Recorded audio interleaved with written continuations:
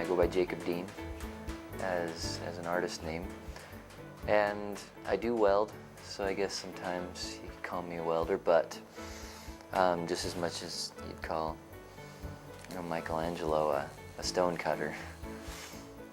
He has to cut stone, but no, I'm a metal sculptor. I sculpt in steel and sculpt in metal. It's becoming more and more frequent that people will say, wow, that's better than I could have possibly imagined.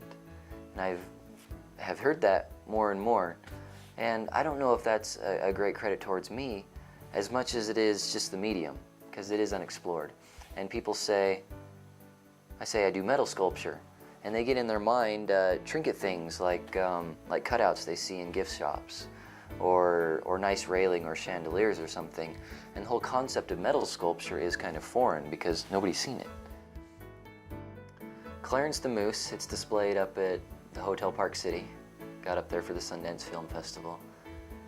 Participated in a big 15-foot tall, 30-foot wide spider for Lagoon, the amusement park in northern Utah. And homes throughout Park City, the Providence development in the Peace Gardens in Salt Lake, mostly throughout Utah, largely in Park City.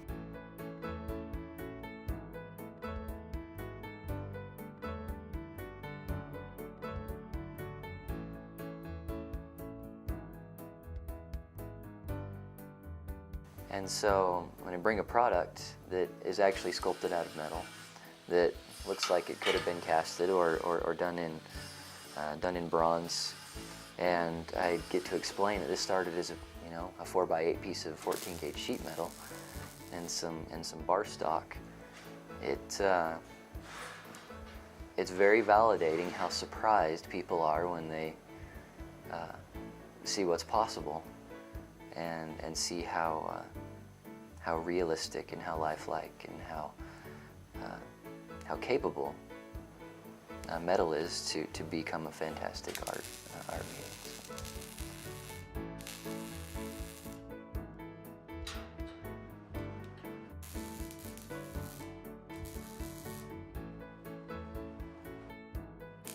I love the artists of the Renaissance who had the passion and the capacity to really put their best efforts to the point where they drained their very souls in their attempt to create something truly magnificent. It's so inspiring to me, and I read often how they went through emotional battles in the process of creating this art, and I experienced those. Sometimes I just get so overwhelmed and so burned out by the mental deliberation of trying to create these things that it's good for me to think back to the difficulty of the trade. It's not an easy thing, and America and the culture of America has really turned art more into a fun pastime, which real art is no such thing.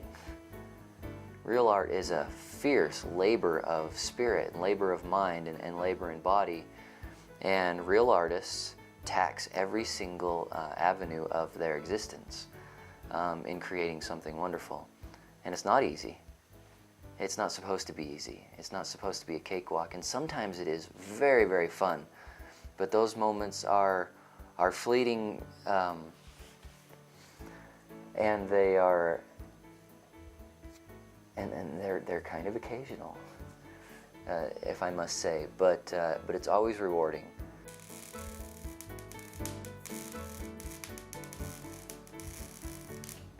I wish I could say my motivation was as pure as idealism would like it to be, but I have to make a living.